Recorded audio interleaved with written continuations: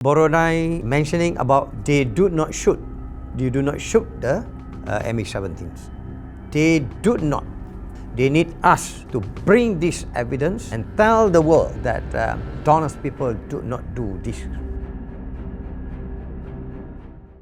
Retired Colonel Muhammad Sakri Hussain, an officer at the National Security Council, was summoned to be part of the Malaysian team sent to Ukraine to recover the assets and remains of flight MH17. When we reached the hotel, we immediately assembled our meeting with all the head of components. Few minutes after that, I got a call from our DG, Datuk Tajuddin. Datuk Tajuddin was the Secretary General of the National Security Council. He told me that Prime Minister wanted to speak to me.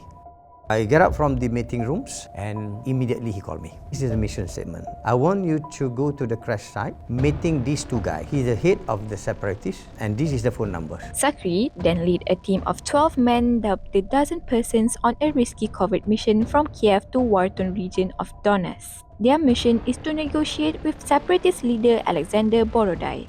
So Borodai give the words in front of the media. What I come to understand is he was mentioning about they do not shoot the MH17s. They do not, he said. And they need us to bring this evidence and tell the world that honest people do not do this. Then after that, he passed over to me.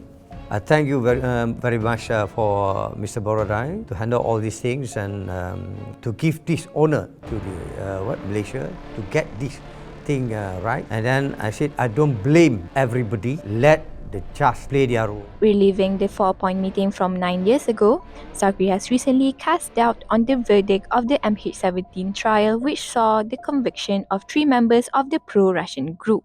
I am not siding with anyone, but seeing how they kept their promise that they would not hand over the evidence until I arrive in Donetsk, it showed that they wanted Malaysia to help uphold the truth. That is, they are not the one who should be blamed for the airplane crash. The report by the Dutch-led joint investigation team concluded there was no doubt the missile that downed the plane was brought in from Russia and fired from rebel-controlled territory. The Russian government, however, dismissed the JIT report that suggested the pro-Russia rebels were responsible for downing the plane and describing it as biased and politically motivated. Malaysia was initially skeptical. Former Prime Minister Tun Dr. Mahathir Mohamad said he believed the JIT was politically motivated, accusing Russia before the probe was complete.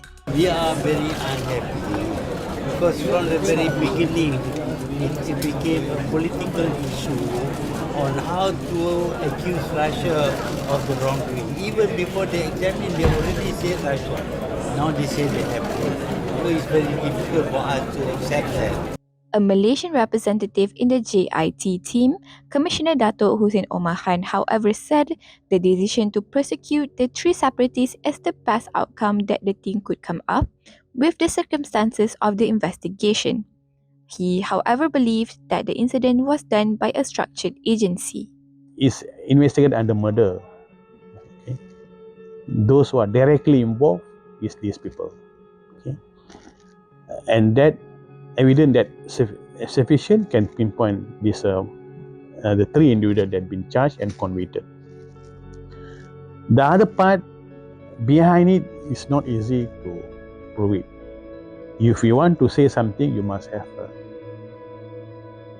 solid evidence because they involve diplomatic with the other country leaders and in a bigger political perspective.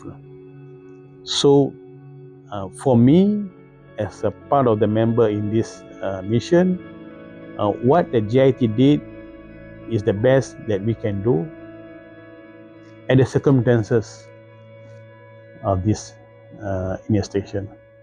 With the evidence gathered, the information we have, we believe separatists did it because they the one war with the Ukraine army.